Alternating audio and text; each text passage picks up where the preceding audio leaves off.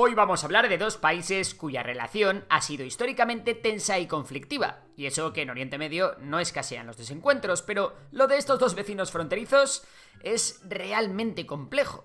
En el vídeo de hoy, de Memorias de Pez, exploramos la difícil y enrevesada relación entre Israel y Siria. ¿Qué ha pasado entre ellos en los últimos años? ¿Qué intereses tiene Israel en territorio sirio? ¿Y quiénes son los drusos? Ese grupo con el que Israel parece mantener cierta sintonía. Todas estas preguntas y muchas más las abordamos en el vídeo de hoy, así que no te levantes del asiento, que empezamos. Para empezar, vamos a hacer un repaso a la historia común que tienen Israel y Siria. Como muchos ya sabéis, la historia de Israel comienza en 1947, cuando la ONU propone un plan para dividir el mandato británico de Palestina en dos estados, uno judío y otro árabe. Mientras el movimiento sionista acepta la partición, Siria, como otros países árabes, la rechaza frontalmente. Al declararse la independencia del Estado de Israel en mayo de 1948, Siria participa en la invasión árabe junto a Egipto, Jordania, Líbano e Irak, dando inicio a la Primera Guerra Árabe-Israelí. El conflicto terminó al año siguiente con un alto al fuego, pero sin un tratado de paz. Siria, como el resto del bloque árabe, no reconoció a Israel. En 1967, durante la Guerra de los 6 días, Israel lanzó un ataque preventivo y ocupó la región fronteriza de los Altos del Golán, que pertenecen oficialmente a Siria. Algo que fue visto como un golpe al orgullo nacional sirio y ha pasado a la historia como una herida nacional que aún hoy en día condiciona las relaciones entre ambos países.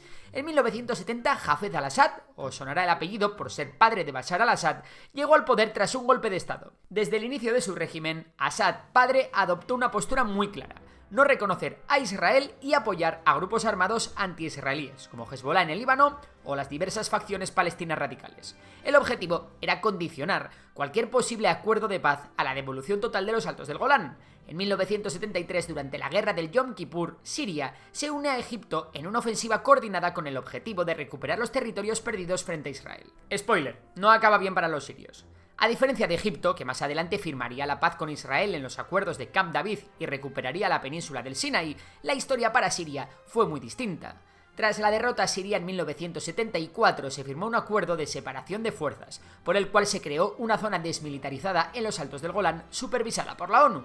Desde entonces, aunque ha habido periodos de relativa calma, Siria e Israel continuaron enemistados. Y esta tensión entre ambos no disminuyó con la llegada al poder de Bashar al-Assad, el hijo del anterior dictador.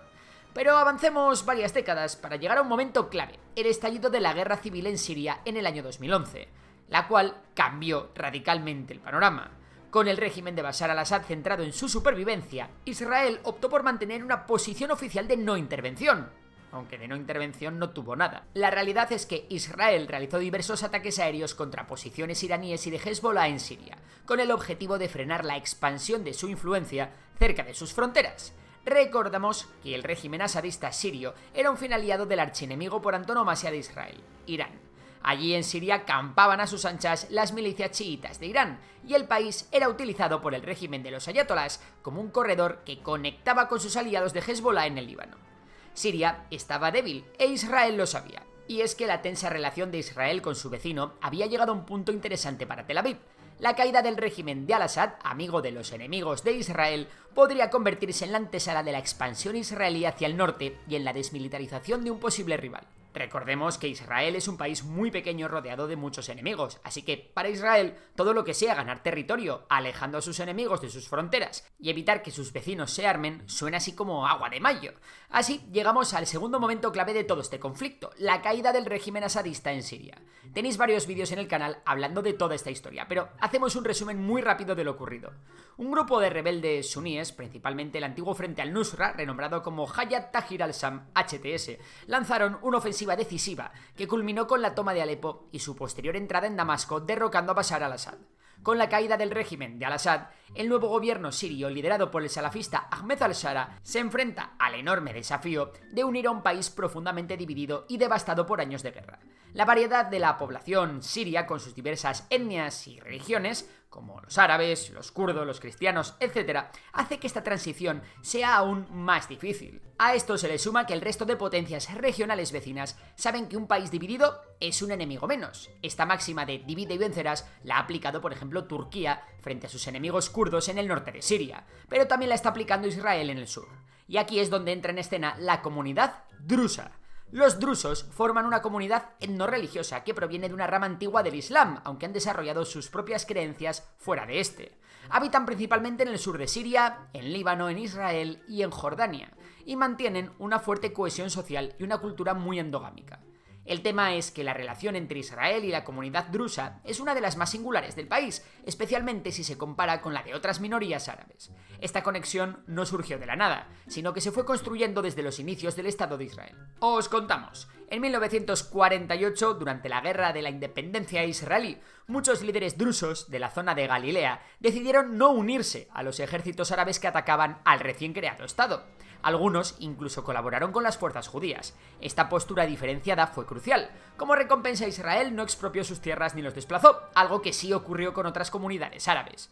La relación se estrechó aún más en 1956, cuando se firmó un acuerdo entre el gobierno israelí y los líderes drusos, por el cual los jóvenes drusos serían incorporados al servicio militar obligatorio de Israel, al igual que los judíos. Parte de esta cercanía entre Israel y el pueblo druso también se explica por la identidad particular de los drusos, ya que, aunque hablan árabe, no se identifican como árabes palestinos. Un caso especial dentro de esta relación es el de los drusos del Golán. Tras la ocupación israelí de esta zona en 1967, a los drusos que vivían allí se les ofreció la ciudadanía israelí, pero la mayoría la rechazó, manteniéndose leales a Siria. Eso sí, tras el debilitamiento del régimen sirio, un creciente número de drusos de los altos del Golán han decidido aceptar la ciudadanía israelí por razones prácticas. Pero, ¿qué hay de los drusos de Siria? Pues la comunidad drusa en Siria se concentra principalmente en la provincia sureña de Suwaida. Lejos de ser un grupo monolítico, los drusos están divididos en varias facciones principales, cada una con sus propias motivaciones y alianzas. En general, los drusos desconfían de al-Shara y de su proyección islamista, pero su pragmatismo también hace que acerquen posturas con el nuevo gobierno. Por un lado tenemos a los drusos leales al nuevo gobierno de Damasco, y es que una parte importante de la comunidad drusa ha optado por alinearse con el nuevo gobierno sirio liderado por Ahmed al-Shara. Dentro de este grupo destacan dos figuras claves. Por un lado está Sheikh al-Hinawi, una figura religiosa drusa que ha expresado su pleno apoyo y disposición para cooperar con las nuevas autoridades en Damasco. Y luego está Laith al-Balous, hijo de Wahid al-Balous, quien fue asesinado por el régimen de Assad por su abierta oposición. Su apoyo es un indicativo de que algunos sectores drusos ven en el nuevo orden una oportunidad para superar el legado de Assad y estabilizar la región. En el otro extremo del espectro se encuentra la facción liderada por Hikmat al-Hijri, que representa la oposición al nuevo gobierno. Esta facción está compuesta por varios grupos. Por un lado, remanentes del antiguo régimen de al-Assad, individuos o grupos que por diversas razones no se han integrado en el nuevo orden y mantienen una postura de resistencia. Luego también hay grupos armados no estatales que operan al margen de la ley. Y por último, extremistas drusos sectarios, centrados en la identidad drusa y que son hostiles a cualquier otra comunidad. Y este es precisamente el grupo al que está apoyando Israel, a nivel político, financiero y militar. Hikmat al-Hijri y sus seguidores han llamado abiertamente a la protección israelí, mientras que Israel ve en este grupo un baluarte contra la influencia del nuevo gobierno sirio o incluso un medio para asegurar sus intereses en la frontera sur de Siria, donde los altos del Golán ocupados por Israel son adyacentes a Suwaida. Y aquí en Suwaida es donde la cosa se ha ido de madre. Tras la toma del poder por parte de la facción de Hikmat al-Hijri, se han paralizado las instituciones y se han bloqueado servicios básicos como la electricidad y el agua, provocando un colapso de la infraestructura y generando un aumento de robos y secuestros para pedir rescates. Este caos además ha disparado tensiones con aldeas beduinas vecinas, lo que ha hecho que se hayan dado enfrentamientos con bombardeos de las distintas aldeas. Estas tribus, que ya sufrían la inseguridad, comenzaron a defenderse. La escalada se intensificó cuando las fuerzas de al-Hijri bombardearon aldeas beduinas con cohetes y morteros, causando bajas tanto entre combatientes como entre civiles. En los últimos meses el gobierno sirio no estaba metiendo mano en esta región por medio de las amenazas directas de Israel, que alegaba tener a los drusos bajo su protección. Pero finalmente, a mediados de julio de 2025, al-Shara decidió intervenir de una vez por todas. Sin embargo, sus esfuerzos se toparon con una brutal emboscada de las fuerzas de al-Hijri que masacraron y mutilaron a los ocupantes de un convoy militar, difundiendo vídeos con insultos sectarios. De la misma manera, también se han registrado matanzas de drusos por parte de fuerzas leales al gobierno de Damasco. En este contexto, la situación en Suwaida sigue siendo extremadamente compleja y brutal. Sí, existe un principio de acuerdo entre Israel, los drusos y el gobierno de Damasco, pero la verdad, sobre el terreno la cosa sigue pintando mal y hay muchos elementos incontrolados. Pero espera, que todavía no os he contado una cosa más. En medio de este polvorín, Israel decidió actuar directamente. El 16 de julio de 2025, los israelíes bombardearon el Ministerio de Defensa sirio en Damasco y el Palacio Presidencial, así como otras instalaciones gubernamentales clave. De hecho, Ahmed al-Shara incluso tuvo que huir de la capital por miedo a los bombardeos israelíes. Israel justificó estos ataques alegando la protección de la comunidad drusa y la necesidad de desmilitarizar el sur de Siria, una zona crucial cerca de los Altos del Golán. Por su parte, el gobierno de Ahmed al-Shara ha condenado los ataques israelíes, calificándolos de intentos de desestabilizar el país. Y aunque ha prometido proteger a los drusos, su capacidad para controlar la situación en su guaida es limitada, especialmente bajo la presión militar israelí y la resistencia de la facción de al-Hijri. El gobierno ha expresado su intención de restablecer completamente las instituciones estatales en su guaida y desarmar a todas las facciones, pero aún hay mucho por hacer. Parece que este muro invisible que había entre al-Shara y Netanyahu ya se ha roto. Al-Shara acusa a Netanyahu de torpedear la unidad del pueblo sirio y de sembrar la discordia, mientras que Netanyahu se jacta de que sus bombardeos han logrado un alto al fuego en su guaida y la retirada de las fuerzas sirias.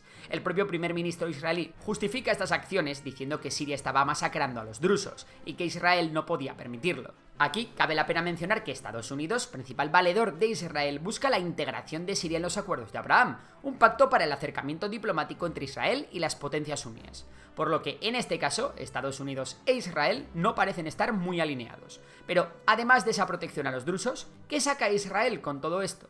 En primer lugar, establecer o mantener una zona desmilitarizada en el sur de Siria. La idea detrás de esto es asegurar la seguridad a largo plazo de la zona fronteriza de Israel, especialmente la que está cerca de los Altos del Golán. Otro objetivo es debilitar al nuevo gobierno sirio de HTS, destruir sus capacidades militares y evitar una Siria unificada y fuerte, ya que Israel preferiría una Siria débil y fragmentada. Un gobierno central fuerte y unificado bajo HTS es visto como una amenaza potencial. Además, una Siria débil y fragmentada es una Siria que no puede hacer nada para evitar que Israel tenga pleno control sobre su espacio aéreo, algo que es muy importante para que Israel pueda atacar a Irán o a la propia Siria. Y por último, Israel evita también así el restablecimiento de rutas de contrabando de armas iraníes e incluso puede ganar un territorio precioso para poder atacar los grandes bastiones de Hezbollah desde dos direcciones utilizando el territorio sirio ocupado. Y por mi parte, esto es todo. ¿Quién crees que tiene razón en este conflicto? Nos vemos en los comentarios, pero si te ha gustado este vídeo, seguro que te va a gustar nuestro curso de la cumbre, un curso de geopolítica que he hecho con Enrique Fonseca del canal Solo Fonseca, en el que te enseñamos todo lo que tienes que saber para entender el mundo. Te dejo el link en la descripción. Por lo demás, un saludo y hasta la próxima.